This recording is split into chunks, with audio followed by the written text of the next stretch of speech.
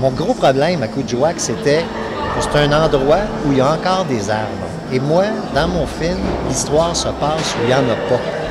Alors ça, c'était mon vrai défi. Et j'ai trouvé derrière le rocher, à un moment donné, qui devient le point central du film, j'ai trouvé l'endroit où il y avait comme une cuvette. Alors, en tournant plus bas, les rochers prenaient de l'importance, mais en même temps, on tournait toujours au-dessus des arbres. Donc, j'ai réglé mon problème comme ça. Alors, à Kuujjuaq, ça s'est aussi très bien passé.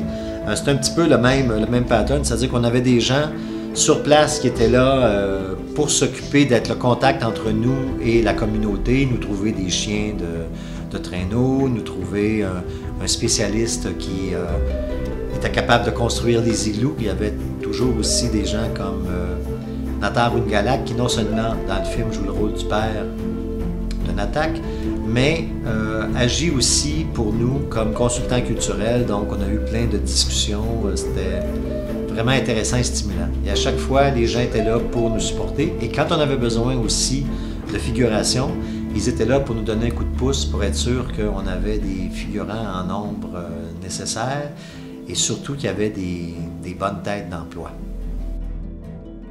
Le film a été très bien reçu.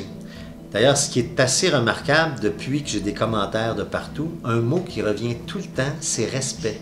Comment on a été respectueux de leur façon de vivre, de leurs coutumes. C'est fascinant et ça vient à la fois des gens qui ont visionné le film à des premières ou des avant-premières, que du chef Pietachot ou que du leader Pita Tami, qui tous les deux, quand ils ont vu le film, nous ont remerciés parce qu'ils trouvaient que...